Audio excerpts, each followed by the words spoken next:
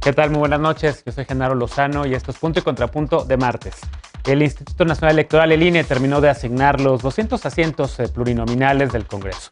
Morena retiene la mayoría simple, mientras las curules asignadas mediante representación proporcional, las diputaciones plurinominales, están en el ojo del presidente López Obrador, quien propone su desaparición. ¿Cómo ven el nuevo balance del poder en el Congreso de la Unión en la mesa de esta noche? ¿Y qué piensan de la figura de los pluris? Retomamos el debate. Si vives en la Ciudad de México y te han afectado las lluvias intensas registradas desde la semana pasada, imagínate cómo la han pasado en Veracruz, donde el huracán Grace causó más daños. Las personas afectadas ahora se preguntan cómo recibirán ayuda con el Fondo de Desastres Naturales, el Fonden desaparecido. ¿Cómo está atendiendo la 4T los desastres naturales ahora? Y en otros temas, Eduardo Arellano Félix llegó ayer a México proveniente de Estados Unidos, donde pasó un tiempo en la cárcel acusado de vínculos con el crimen organizado. Ahora hay quien dice que su presencia en nuestro país podría reavivar viejas rencillas con otros cárteles, incrementando la violencia del crimen organizado. Veremos qué piensa la mesa. Quédate con nosotros que ya empieza Punto y Contrapunto de martes.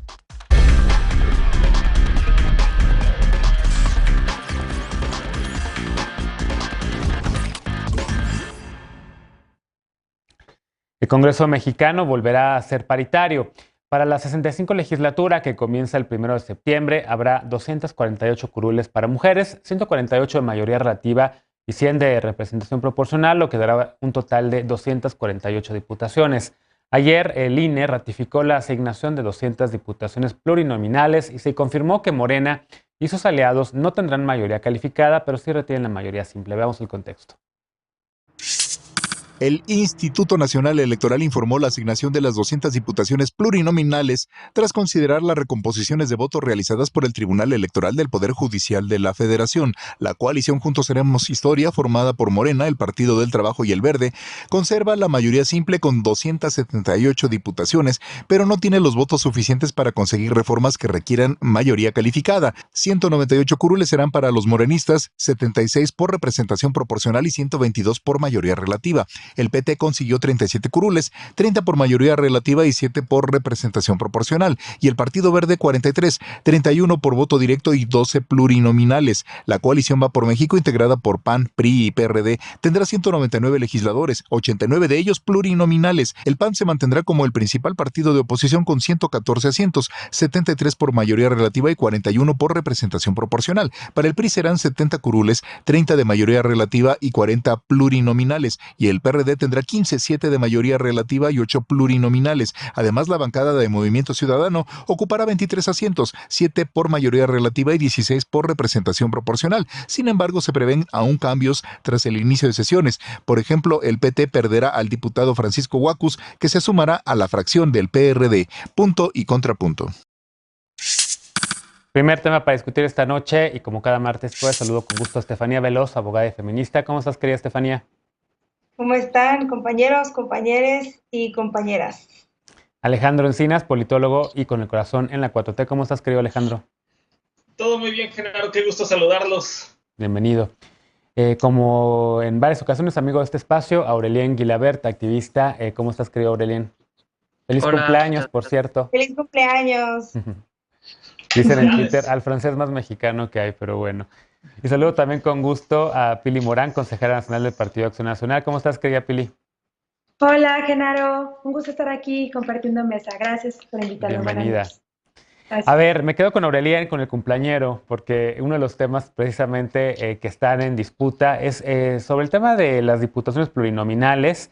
En la nota había referencia de cómo pues, Movimiento Ciudadano va a tener más, partido por el cual tú, por cierto, competiste en el ciclo electoral reciente, pues va a tener más diputaciones plurinominales que de mayoría, digamos, que las personas que ganaron el voto y que van a estar sentadas en una curul en la Cámara de Diputados. ¿Cómo ves la propuesta del presidente López Obrador de desaparecer esta figura de las pluris?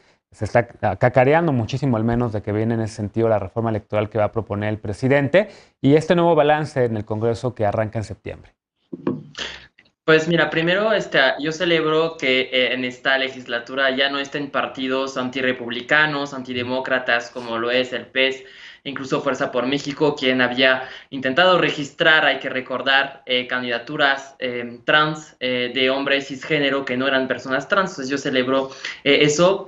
También, pues contestando un poco tu pregunta, a mí me sorprende mucho la reacción de López Obrador de querer desaparecer las plurinominales, porque en esta ocasión pues le favorece muchísimo a Morena el caso de las plurinominales, porque Morena es un partido que pues perdió 53 diputados a comparación de 2018, y lo que le salva ahora pues son sus plurinominales y sus alianzas con el Partido Verde y el PT, ¿no? Pero hay una sobrerepresentación actualmente de Morena, porque consiguió 47.8% de la votación y sin embargo, pues obtiene 55.6% de las curules. Entonces, pues vamos a tener una mayoría que va a servir para aprobar algunas leyes, pero pues no tendrá mayoría calificada para seguir siendo una oficialía de partes al servicio de la presidencia de la República para cambiar la Constitución a modo e incluso a veces incurriendo en violaciones a los derechos humanos. Creo que también va a ser interesante ver cómo dices, pues una bancada en medio de una polarización de 23 diputadas y diputados de Movimiento Ciudadano, que puede ser determinante al momento de una votación, y que además Movimiento Ciudadano pues ha sido criticado en la campaña por haber votado en el mismo sentido de Morena en el 80% de los casos, ¿no? Y es un partido pues que justamente pues vota con convicciones, con causas y en función pues de su eje programático y no de la compra de la democracia a la cual se pretende someter Morena, queriendo comprar, por ejemplo, pues algunos del PRI o algunos Sí. de los pequeños partidos. ¿Cómo lo ves? Dice Aurelien y dice bien Estefanía que en esta próxima legislatura no tendremos la presencia de estos partidos como Encuentro Solidario, Encuentro Social, como este otro de Fuerza por México, entre otros, que buscaron tener pues el número de votos necesarios para poder mantener el registro. No van a estar, pero sí está, digamos, esta reiterada advertencia del presidente de que no le gustan las pluris, de que viene a lo mejor una reforma electoral que nos las va a desaparecer. Con este nuevo balance de poder en el Congreso, con mayor presencia del PAN, con una presencia también más fuerte del PRI, ¿cómo ves este nuevo balance y también el tema de las pluris? Bueno, primero me llama mucho la atención lo que decía Aurelien hace un rato de la línea programática de Movimiento Ciudadano, que pues ha mostrado que vota en contra de todo lo que viene en sus lineamientos, como el matrimonio igualitario y el derecho a decidir, como se ha visto en los congresos locales. Entonces creo que ahí más bien hace falta conocer todos los distintos movimientos ciudadanos que existen, porque una cosa es lo que dicen y otra cosa es lo que hacen, y también se puede ver en las votaciones que han hecho en el Congreso. Dicho esto, hay tres cosas que me parecen interesantes, y la primera es, efectivamente, Morena pierde diputados y diputadas, pero viene de esta reforma que se hizo un poco antes por parte del INE para limitar estas mayorías que podrían existir y que ya se sabía que ese sería el resultado. Y es verdad que Morena ahora ocupa el 40%, más sus aliados y aliadas, pues parece que puede ser el 48%, quizá un poco más. Y de esto me parece interesante algo que afectó al partido que tú decías, que es el partido el partido, iba a decir de la Revolución Democrática, pero ese es el PRD, primero del PRI, porque el INE hizo algo o aplicó un criterio que no está en la ley, y es un criterio de verificación de afiliación, que quiere decir que cuando se hacen estos convenios de coalición, venía esta idea de que si tú ponías a un candidato en alguna lista que en realidad viniera en la lista del Verde, pero estuviera afiliado a Morena, pues entonces contaba como Morena y no como el Verde, porque en realidad lo que contaba era tu afiliación real. Y esto lo hicieron pensando en que afectarían a la coalición de Morena, y terminó afectando al PRI, porque el PRI había metido muchos de sus candidatos al PRD, y entonces empezaron a revisar la lista del PRD y pues resulta que todos estaban afiliados al PRI. Entonces, en este afán de afectar a Morena, terminaron dando un balazo en el pie, y en ese sentido celebro que no hayan tomado en cuenta estos criterios que terminaron afectando pues a la oposición en ese sentido. Y después, pues decir que celebro mucho que haya paridad, y eso es un fruto de la paridad constitucional. Y tercero, veamos los perfiles que llegan gracias a los espacios plurinominales, que creo que pues serán los últimos plurinominales, por lo menos espero. y que me parece digno a recalcar. Uno es Omar García, sobreviviente de Ayotzinapa, María Clemente, una compañera trans con mucho camino en el activismo, y pues creo que en la Ciudad de México, Ana Francis, que de verdad celebro mucho que ocupe un espacio así, hacen falta compañeras feministas, y celebro pues estos que hayan llegado, estos personajes que darán la lucha con los personajes que llegaron de la derecha, de la ultraderecha, que están en la oposición, y creo que hoy imperan en la oposición. Sí, Salma Luébano también llega, serán dos diputadas trans en la historia de México, las primeras, ambas diputadas por Morena, por cierto, y está también, por supuesto, Omar, el sobreviviente de Ayotzinapa. En efecto, perfiles interesantes. Diana Francis, feminista, lesbiana también, ella va a ser congresista local aquí en la Ciudad de México, y entre otras también una reina chula a quien le mandamos un beso. ¿Cómo ves el tema, Pili? La nueva configuración tiene que ver también con quien tenga el mayor número de votos va a poder conformar los órganos de toma de decisiones dentro del Congreso, entre otros la Jucopo, ¿no? Y ahí está ya la pelea, porque quien se sienta en esas mesas pues se convierte como una especie de policía del tránsito legislativo, ¿no? Pone el semáforo rojo, pone el semáforo verde o pone el semáforo amarillo con las iniciativas, las congela, las descongela. Por eso es tan importante por los recursos también que hay ahí, ¿no? ¿Cómo ves este cambio de poderes en el Congreso? Mira, a mí creo que algo que me parece un avance importante es el hecho de que se ha puesto fin a la sobrerepresentación de un partido en la Cámara de Diputados, con lo que se termina el debate que cuestionaba una composición injusta de las diferentes fuerzas políticas representadas en la Cámara Baja. De manera que su composición hoy se encuentra más acorde con los deseos de los mexicanos expresados en las urnas. Coincido con lo que dice Estefanía, de que ya veo más un equilibrio. Como ya se ha dicho que ningún partido o alianza tendrá la mayoría calificada, lo que significa que llevar a cabo modificaciones constitucionales, las diferentes fuerzas se verán obligadas a consensar con otros partidos, evitando así las odiosas aplanadoras legislativas que avasallaban a las minorías, lo que augura un mejor resultado en la conformación de las leyes. También pienso que si el presidente tiene en mente llevar a cabo modificaciones a la Constitución, ya contestando tu pregunta, necesariamente tendrá que conseguir 56 votos de la alianza opositora PAN, PRI o PRD, que no es otra cosa menor lo que pondrá a prueba pues su solidez como bloque opositor y la calidad de los diputados en un escenario en el que habrá un gobierno dispuesto a comprarlos a costo de lo que sea para conseguir su apoyo, que sea incluir las propuestas de la oposición o ceder en posiciones radicales extremas, ¿no?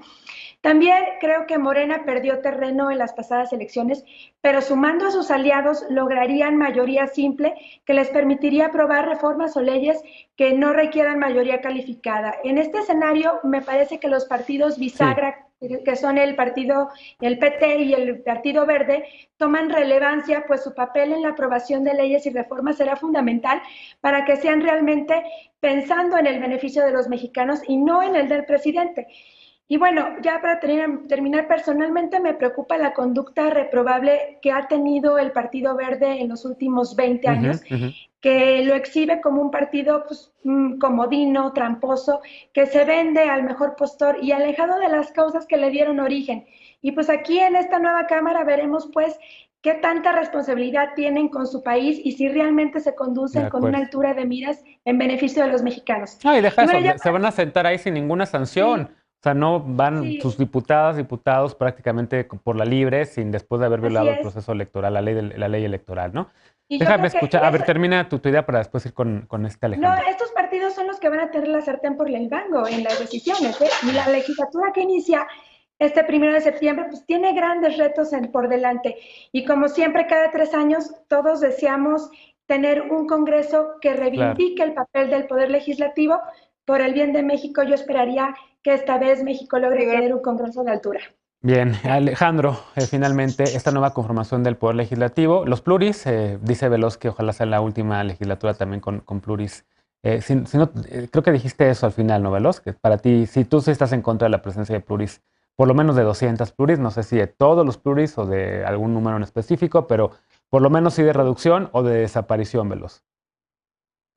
No, creo que son muchos y muchas. Digo, platiquémoslo, pero si desaparecen tampoco pasa nada. Ok. Yo también pienso que son demasiadas pluris. Y Sí, hay yo creo gente que sí, creo que el consenso podría ser que son demasiadas y demasiados, pero sí, son desaparecer, demasiadas. quitar a las 200 y 200, a las 200 diputaciones plurinominales, creo que ahí podría haber diferencias.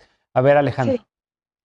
Yo al contrario, las que desaparecería serían las 300 uninominales y las Ok. volvería un congreso de tamaño 300, pero todas esas que fueran bajo un principio de representación proporcional, dividiendo el país en 32 circunscripciones, una por entidad federativa, y en cada una que fuera electa por vía de representación proporcional 12 diputados aproximadamente. Ya me Lo acordé cual que esa era la combinas iniciativa en cines que salió de aquí de Punto y exacto. Contrapunto. Que aprovecho para promoverla.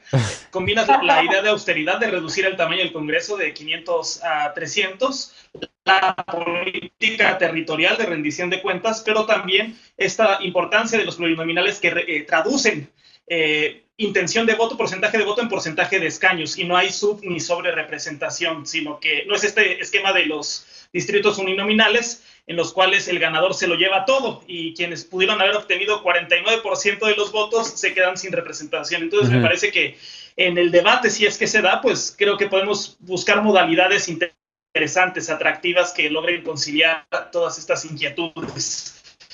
Y me parece que en la nueva conformación de la Cámara de Diputados, pues la noticia es que no hay nueva noticia, va a estar muy parecida a la actual correlación de fuerzas. Y López Obrador va a terminar la última, digamos, tramo de su sexenio con una cómoda mayoría en el Congreso que le garantiza que va a poder implementar sus obras de infraestructura y su política social. Ahora, uno de los mitos geniales de la oposición es que ya no tiene mayoría calificada Morena y sus aliados. Hay que decirles que nunca la tuvieron y que todas las reformas constitucionales que fueron aprobadas en esta actual legislatura pues fueron producto de la construcción de coaliciones con legisladores provenientes de la oposición. Y lo que ahorita estamos viendo es un primer momento la conformación, ¿no? La traducción de votos en escaños. Pero viene un segundo momento que es el juego legislativo. Y ahí vamos a ver el magnetismo del poder y la realpolitik, ¿no? Porque aquí también sabemos que las mayorías disponen de múltiples recursos aquí en el mundo, pues de recursos económicos, recursos políticos, de espacios en comisiones que pueden generar un efecto de cargada. Ahora, lo que se esperaría es que estas nuevas coaliciones mayoritarias que logren rebasar la mayoría calificada, se construyan a partir de negociaciones abiertas, públicas, ideológicas, programáticas, y no de vendetas y de prebendas, digamos, no confesables. Bien, pues eso, primera vez que tocamos la nueva conformación del Congreso, algunos de los puntos que vamos a estar discutiendo a lo largo de los próximos meses. Pili está levantando el dedo. A ver, rapidísimo, Pili, porque ya nos pasamos de tiempo. Sobre el tema de las plurinominales, creo que es una forma donde las fuerzas políticas que no obtuvieron triunfos electorales puedan contar con representantes que equilibren las fuerzas políticas en la Cámara y sirvan como contrapeso para evitar los excesos de los partidos hegemónicos, pero no tantas, así no estoy de acuerdo en que sean tantas plurinominales. Pues ya cuando llegue la reforma y conozcamos el detalle de la reforma que va a proponer el presidente, pues discutamos el tema otra vez de las pluris. Van a venir otros temas que habrá que discutir, ya mencionaba Pili algunos de ellos. ¿Cuáles van a ser las prioridades de esta nueva legislatura? ¿Cómo se van a poner de acuerdo? ¿Cuáles son los temas pendientes que deja la pasada y le entrega a esta? Podemos hablar también en alguna mesa sobre cuántas de las diputadas y los diputados lograron la reelección, en la primera vez que se podían reelegir. Vamos a ver la tasa de reelección. Podremos hablar también sobre esos acuerdos que habrá para la integración de la Jucopo, porque qué bueno que haya paridad, pero también ojalá que lleguen mujeres a posiciones, a las comisiones, a las presidencias de comisiones importantes, a la Jucopo también, entre otros temas, ¿no? Evidentemente dará para mucho el tema legislativo en las próximas semanas y ahí estaremos hablando de eso. Hacemos una pausa y al regresar, el segundo tema de la noche, el paso del huracán Grace afectó a varios estados, principalmente a Veracruz y al estado de Puebla. Tras la desaparición del Fondo Nacional de Desastres, el Fonden, ¿cómo se otorgarán apoyos a la población damnificada? ¿Debería revivir el Fonden o solo era una fuga de dinero, como dice el presidente López Obrador? Veremos qué piensa la mesa cuando regresemos a Punto y Contrapunto. No te vayas.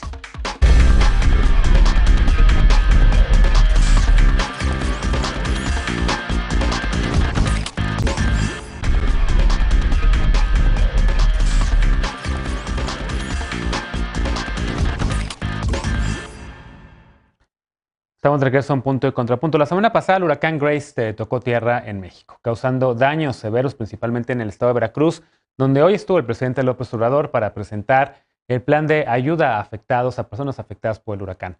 Los resultados se darán a conocer este miércoles. Veamos el contexto.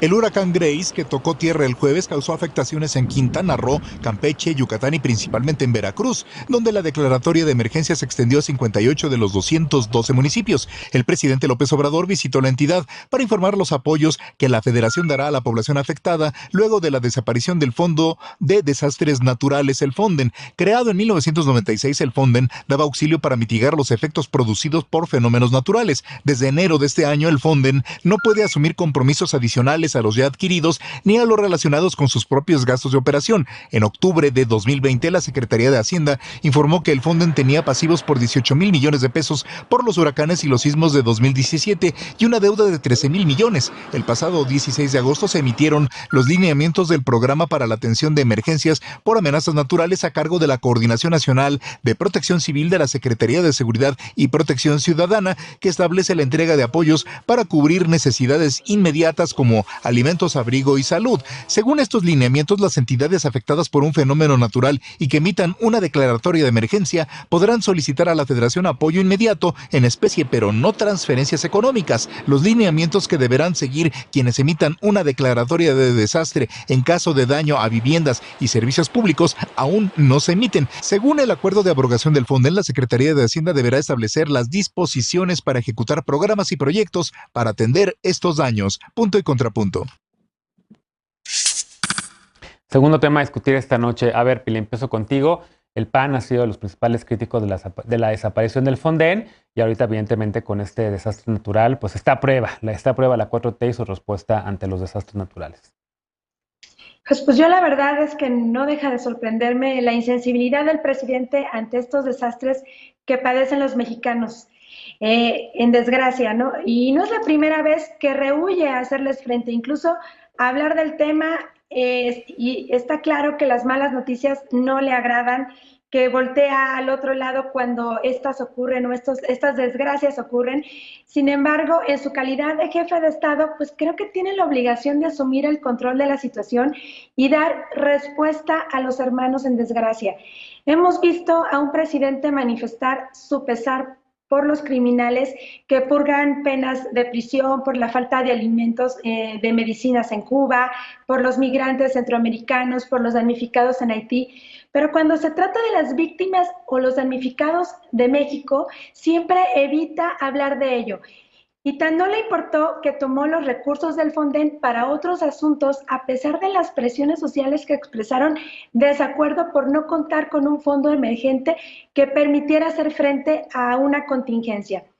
Me parece que es de elemental sentido de la responsabilidad tener previsto un seguro hoy en día para eventos catastróficos, por lo que no se entiende cómo es que el presidente pudo desaparecer este fondo que ya en el pasado permitió hacer frente a desastres ocurridos en México.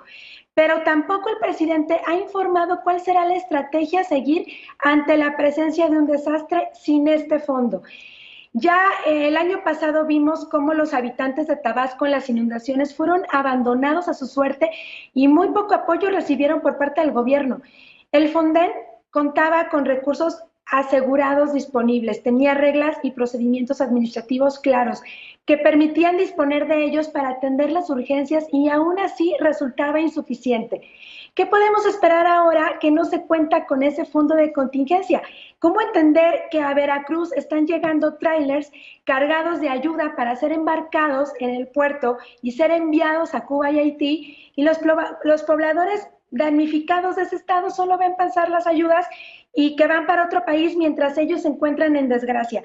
Esa parte del presidente me parece muy indiferente y resulta sumamente indignante ver que el presidente está en Veracruz comiendo un mole con el gobernador de ese estado y a unos kilómetros de ahí, pues la gente sufriendo los embates del huracán Grace. Alejandro, ¿cómo ves tú? Decía yo que ahora, evidentemente, con este huracán y con los desastres que hemos ido viendo, el tema también de los incendios forestales y demás, pues han criticado mucho la 4T por la desaparición del FONDEN. La 4T está, digamos, a prueba con el tema de cómo responder a estos desastres naturales. Pues veo mucha desinformación y demagogia alrededor de este tema.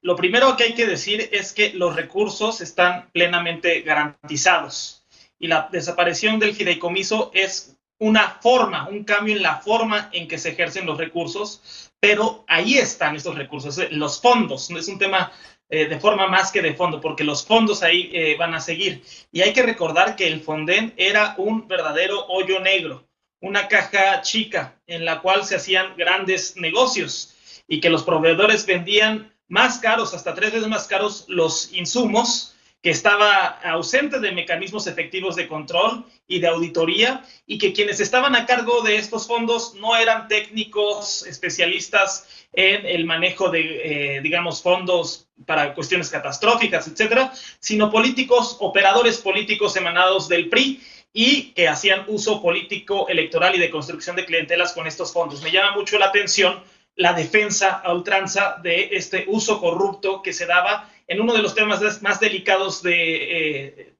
los asuntos públicos, que es cuando un país enfrenta, digamos, una crisis por fenómenos naturales u otros. Y justo, pues eso habla un poco de la mezquindad, de cómo se solían utilizar estos recursos. Ahora, ¿cómo se van a ejercer? ¿Cómo se están ejerciendo en adelante? Se centralizan en la Secretaría de Hacienda, en la Tesorería, y ahí se dispone de estos recursos de una manera mucho más ágil y expedita. Entonces, no nos vayamos con la finta. El hecho de que desaparezca el fideicomiso es un cambio en la forma de ejercer los recursos, pero los recursos están plenamente garantizados y serán más en la medida en que se está combatiendo la corrupción. ¿Cómo lo ves, Aurelien? ¿Coincides con esta lectura? ¿Están garantizados los recursos? ¿Hay más transparencia? ¿Hay más opacidad? ¿Cómo lo ves tú? Yo creo que, bueno, primero hay que tener cuidado diciendo, pues el presidente pues apoya más a las personas de Haití o de Cuba que a los mexicanos. Yo, la verdad, saludo la iniciativa solidaria de México hacia Cuba y hacia Haití, que son países totalmente olvidados y usados por parte de las grandes potencias en el mundo. Y para regresar al tema del Fonden, pues yo creo que estamos en una lógica similar, una lógica radical, autoritaria, que está totalmente fuera de lo que estamos esperando de un gobierno de izquierda responsable, basado en una lógica de buen gobierno y buena administración. ¿Qué quiero decir con eso? Que cuando el presidente ve que hay algo corrupto, que no funciona, acciones de corrupción en un órgano o en una política pública, en vez de analizarla, realizar una evaluación, ver qué funciona y qué no funciona, pues desaparece todo. Así es lo que pasó con el Seguro Popular. Hoy hay personas que siguen con el tema del desabasto de medicinas, ¿no? Especialmente personas que viven con cáncer o personas que viven con VIH. Y yo creo que ahí también un poco lo que comenta Alejandro sobre que hay un cambio en el sistema de cómo se administran esos fondos, pues estamos también con un gobierno que es el gobierno que más adjudicaciones directas ha realizado. Ya no hay licitaciones públicas, ¿no? Entonces, en vez de desaparecerlo, pues tal vez hubiéramos propuesto un esquema con participación de la sociedad civil, con participación de organismos internacionales, con una real fiscalización de lo que está sucediendo y de manera transparente y accesible para ver que esos recursos pues realmente sí lleguen a las personas que más lo necesitan. Y yo diría también que el fondo, este tipo de fondos de desastres, para terminar, pues no son la respuesta única a lo que está sucediendo en materia de desastres naturales. Estamos enfrentándonos en un tema de cambio climático donde pues esas catástrofes nos van a llegar cada vez más seguido y cada vez más fuerte, y el gobierno de México está totalmente reprobado en cuanto a su política ambiental y contra el cambio climático, ¿no? Y eso pues, no lo digo yo, sino los organismos internacionales y los demás países, que incluso México está incurriendo en violaciones internacionales a los tratados internacionales que ratificó en materia ambiental. Bien, y de hecho el reciente reporte del panel de expertos intergubernamental de cambio climático en efecto dice que ahí vienen ya muchos más desastres naturales, que esto es solo el inicio y que ya es irreversible incluso el calentamiento global y que hay que acostumbrarnos y más bien adecuarnos ahora a la vida con estas nuevas condiciones. Veloz, el tema del Fonden. Sí, a ver, yo veo dos cosas interesantes. Y primero es la crisis del Fonden no era tanto el tema era más bien cómo se utilizaban estos recursos y el mal manejo de recursos, si es que se le puede llamar así, porque también uno de los problemas, y Aurelien decía hace un momento, bueno, que se vea por dónde se puede mejorar, era que el dinero desapareció prácticamente sin saber dónde está. 32,000 millones de pesos del Fonden, no sabemos están, 71% del presupuesto del FONDEM desaparecido sin ninguna suerte de pruebas para saber a dónde se fue. Y creo que esa era la gran crisis. ¿Qué están haciendo con el dinero del FONDEM y qué estuvieron haciendo con tanto dinero durante tanto tiempo? Porque mientras existió el FONDEM había crisis y hubo muchos problemas de desastres naturales, y uno de esos ejemplos fue Guerrero en el 2014, existiendo el FONDEM, existiendo mucho dinero dentro del FONDEM, nunca les llegó la ayuda necesaria y tuvo que haber una suerte de litigio ahí un poco extraño, y pues no llegó a buen puerto tampoco, existiendo el FONDEM. Y claro que al final el tema no era precisamente que si estaba el FONDEM o no, sino si se le estaban dando los recursos necesarios, porque existía la premisa de que todo pasaba por terceros y pasaban muchas manos y al final no le llegaba nada a las comunidades que lo necesitaban.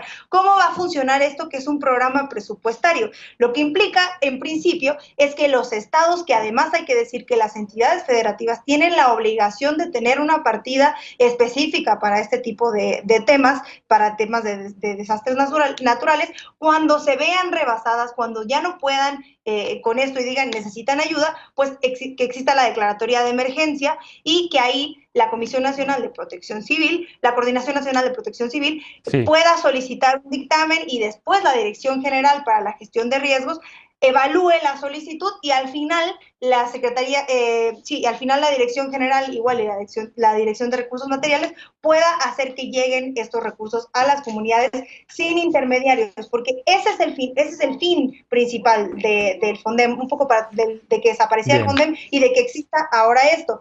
Para terminar de manera rápida, transparencia, que no haya terceros y que no se pueda perder las cantidades estratosféricas de dinero, que no son cualquier cosa, como pasó en el FONDEM, que además tiene una deuda de 13 millones de pesos. Bien, creo que vi la mano levantada de Pili.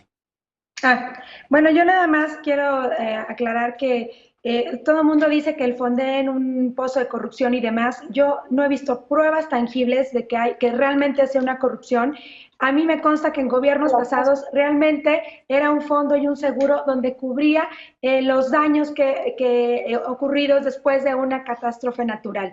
Y bueno, en el tema que también estoy de acuerdo con el compañero del Movimiento Ciudadano, que el quitar el FONDEM y quitarlo nada más así y sin tener una estrategia de cómo va a cubrir esa parte de desastres naturales, esa es la parte que también a mí no estoy de acuerdo. Y bueno, también aquí en Puebla, con Grace acabamos de tener desastres en la Sierra Norte de Puebla y no llegaron los apoyos directos, o sea, la gente se quedó totalmente, pues, sola, sin apoyo, sin ayuda, y tenemos un gobierno de Morena aquí en Puebla también. Entonces, bueno, no, ¿dónde está el FONDEM? No está, entonces, pero tampoco hay una estrategia que pueda solucionar esa parte. Bien, ¿quería alguien contestar a Pili o ahí está? Velo rapidísimo, por favor. Decía la compañera Pili que no ha visto pruebas, pues ahí está el estudio de la Auditoría Superior que detectó deficiencias en contratación y en ejecución, así como pagos indebidos de 32 mil millones de pesos. Y si una investigación muy bien comprobada de la Auditoría Superior no es prueba, pues entonces yo no sé qué sea. Pues, ¿y a quién le fincaron responsabilidades? ¿Hubo responsabilidades directas a alguien? Sí, yo no veo que hubieran acusaciones a alguien, o sea, sí supe de ese documento, pero no hubo responsabilidades directas a nadie. A ver, es que hay una constante que ha habido con la 4T, es como siempre este señalamiento, ¿no?, del pasado, pero realmente a la mera hora no acaban atribuyendo las responsabilidades, pues se quedan en el aire y sí son muy buenas las denuncias, pero al final de cuentas no acaban metiendo a nadie o no acaban fincando responsabilidades a algún funcionario o funcionaria del pasado, salvo a Rosario Robles, que ahí está en la prisión, ¿no?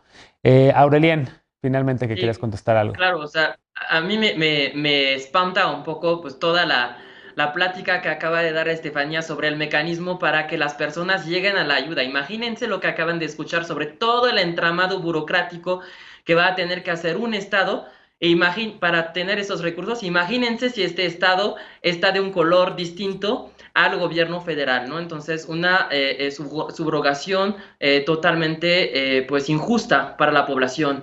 y la única entidad federativa que realmente pues sí se preocupó por este tema de corrupción en caso de desastres y es de reconocerse es la Ciudad de México, porque hay que recordar que hay varias secretarios prófugos del gabinete del ex jefe de gobierno Mancera por este tipo de acontecimientos. Sin embargo, pues no se desaparecieron esos fondos como tal, ¿no? Hay una reforma, pues se está sumando a la sociedad civil, hay una estrategia de transparencia, junto incluso con participación de organismos internacionales, con organizaciones vecinales, Sí. y eso no se está replicando pues a nivel federal.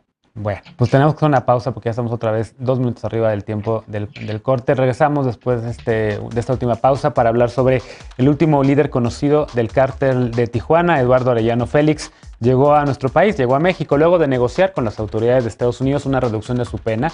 Fue trasladado hasta la frontera con México, donde fue detenido por delincuencia organizada. Se reavivarán viejas batallas ante el cártel de Tijuana y el de Sinaloa con este regreso a México. Abre nuevos frentes en el combate al crimen organizado. Regresamos a escuchar y a ver las opiniones de los panelistas y las panelistas de Punto y Contrapunto. No te vayas.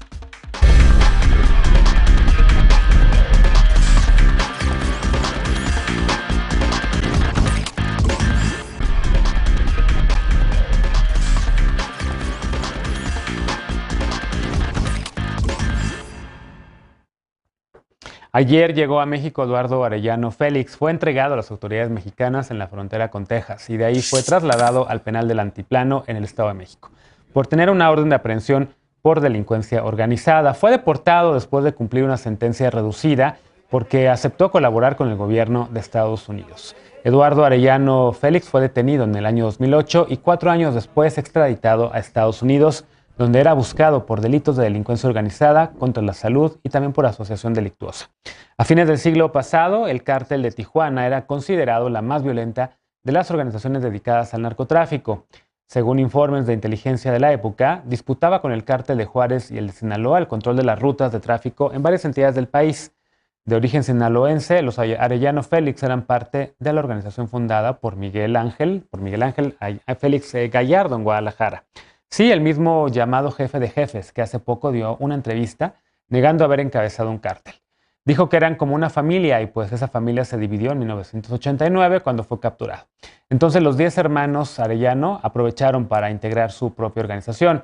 Tras el asesinato de Ramón y de Rafael y la detención de Benjamín y de Francisco Javier, Eduardo quedó al frente del grupo que tenía una amplia estructura financiera y operativa que se dio por acabada, pero según algunos análisis, su regreso a México podría abrir un nuevo flanco en el enfrentamiento que los cárteles tienen por el control de las rutas del narcotráfico, un enfrentamiento que, según Felipe Calderón, erradicaría con su estrategia de seguridad, conocida como la guerra contra las drogas, y que hoy nos tiene con más de 90,000 personas desaparecidas y con una violencia que no cesa.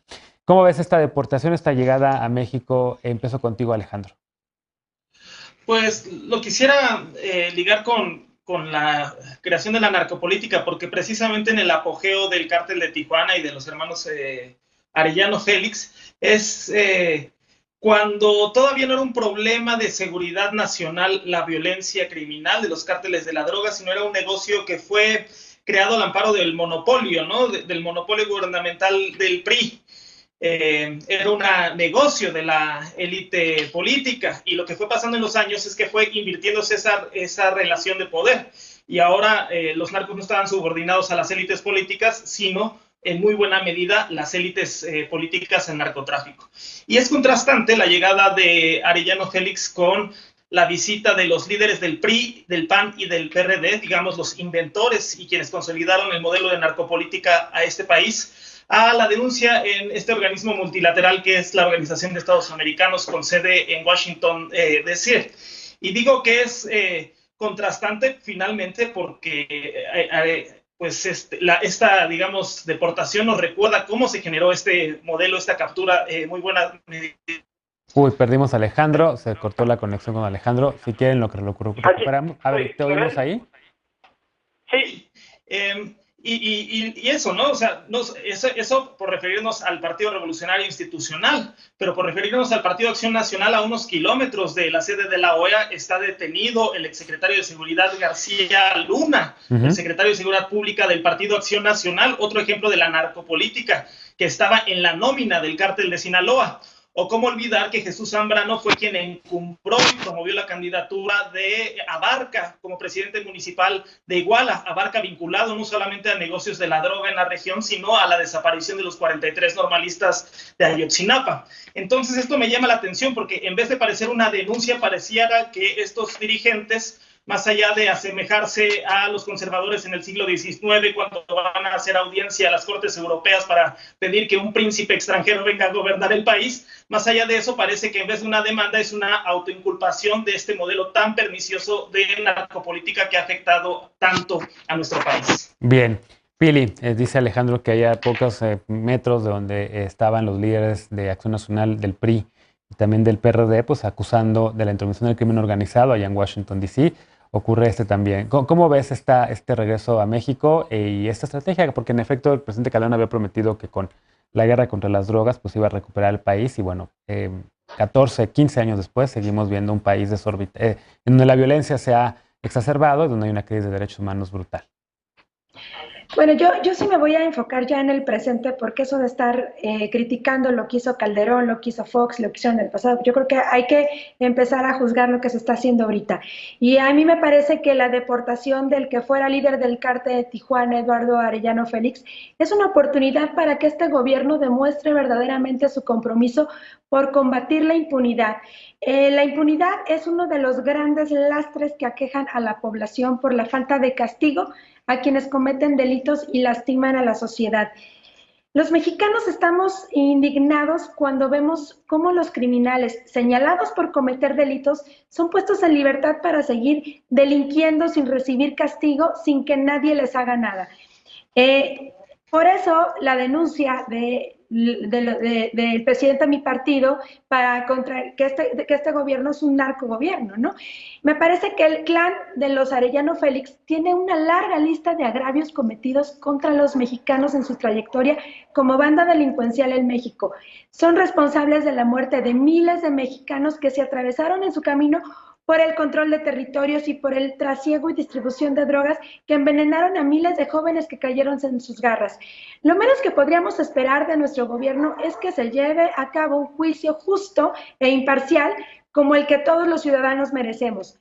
Porque eso sí, vemos cómo a los adversarios políticos se les aplica todo el peso de la ley y más, pero para los criminales se pide amnistía y respeto a sus derechos. Hace unos días escuchamos al presidente expresar su beneplácito por la liberación de Miguel Ángel Félix Gallardo en Estados Unidos, lo que llama poderosamente la atención. No quisiéramos pensar que hay gato encerrado y que ambos asuntos estén relacionados entre sí, de lo cual los mexicanos no hayamos sido informados del fondo que esto tiene y que merecemos conocer. También vemos al presidente constantemente insultar y denostar, hostigar y agredir verbalmente a quienes considera sus adversarios políticos. Bien. Y contra los criminales afirma que se porta bien, que son buenas personas a las que debemos respetarles sus derechos. Y creo que para cerrar ya, esperemos que no se repitan situaciones como lo de Lozoya, que fue traído a México por graves acusaciones de corrupción y después de un año no sabemos nada de Lozoya. Creo que el juicio sin Lozoya ni lo hemos visto, ni sabemos si realmente está en México arraigado, bien, como se ha afirmado oficialmente. Veloz, ¿qué le contestas a Pili? Bueno, particularmente de lo que dijo nada, pero creo que es muy interesante el tema porque uno pone en la mesa el papel que jugará la Fiscalía General de la República, que tendrá que ser la que integre la carpeta de investigación muy sólida ante el juez del altiplano, que será el que está encargado del retorno de Eduardo Félix. Ahora, hay algo interesante que creo que para cambiar un poco el ritmo de la conversación, salió un artículo en el Z, que es un periódico de Tijuana, de una periodista que se llama Adela Navarro, que hizo mucho ruido, y es la riqueza de la familia Arellano Félix, que sí es verdad, digo, yo soy de Tijuana, y es el cártel más famoso, quizá el cártel más poderoso de los 90s, y que hizo, o se le adjudican muchos asesinatos de periodistas, y entre otras personas. Ahora, decía en esta investigación, que es muy amplia, que parece que el dinero de este clan no ha sido tocado y que cuando en el 2008 se le detuvo, partiendo de que habrá tenido o no sus enjuagues con García Luna, no lo sabemos, no nos consta, pero no tengo pruebas, pero tampoco tengo dudas, el dinero de su familia quedó prácticamente impune y los acuerdos que se llevaron con el gobierno de Estados Unidos respecto a su detención, pues fueron con este personaje que ahora se encuentra detenido en Estados Unidos y que además, bueno, parece que llegó a un acuerdo de que los bienes que se hubieran obtenido, a pesar de que en la Constitución está que se les pueda quitar todos los bienes obtenidos de estas actuaciones ilícitas, pues están intactos y que siguen viviendo en la opulencia, que siguen teniendo el dinero y sus finanzas intactas de todo lo que hicieron durante tantos años, que obviamente le costó la vida a muchas personas. Y creo que eso es lo que nos tiene que llamar la atención, que el regreso de este personaje venga con una solidez de verdad castigar donde duele, que es en el dinero. Y creo que este gobierno ha hecho una cosa muy clara, creo que viniendo principalmente de la unidad de la UIF con Santiago Nieto, que lo que ha hecho es cortar estos nexos financieros con empresas, investigar empresas fantasmas, ver de dónde viene el financiamiento de estos carteles y el lavado de dinero. Y creo que algo tiene que venir de esto, por lo menos en lo que se discuta en el altiplano respecto a él y sus familiares. Bien, finalmente, Aureliana, te pido brevedad porque ya nos pasamos del tiempo, entonces 1 minuto, por favor. Sí, yo creo primero que sí es muy importante hablar del pasado y porque pues obviamente estamos enfrentando una situación que es resultado de lo que sucedió en el pasado y de la fábrica de delitos con Genaro García Luna, de la corrupción con políticos de muy alto nivel que tienen que estar juzgados y sobre todo penados, ¿no? Sin consulta, sino con base en la justicia. Creo que ahí también lo interesante es que siempre la política de seguridad y de los medios de comunicación se basa en lo punitivo, en cuáles son los grandes capos que México, Estados Unidos va a detener, que por cierto en general es Estados Unidos que se encarga de la justicia de esas grandes personalidades, todavía desde esta visión neocolonial de que México no los puede juzgar y no los puede mantener en la cárcel. Y creo que hay que ver pues qué está detrás de toda esta política de seguridad, ¿no? Una política también de justicia totalmente desigual, donde pues muchas personas inocentes están en la cárcel hoy, de las cuales pues no se habla. 43% de las personas están ahorita en la cárcel pues sin sentencia, y qué decir de las personas como Israel Vallarta que pues llevan años, ¿no? Sin haber ni siquiera iniciado su juicio, ¿no? Y creo que ahí también para contrastar un poco es decir que pues sí se detienen a los grandes capos, pero ¿qué pasa con los grandes militares? Con esa militarización, con los responsables, justo como dijo Alejandro de Ayotzinapa, que forman parte del ejército y que no han sido juzgados y que no van a ser juzgados nunca jamás, porque hoy la Guardia Nacional, a pesar de cometer incluso violaciones graves a derechos humanos, pues va a pasar al mando militar y nunca van a ser juzgados tampoco. Bueno, lamentablemente nos pasamos del tiempo, entonces tenemos que irnos a una pausa corriendo y regresamos para despedirnos de las y los panelistas y con la paparrucha, así que no te vayas.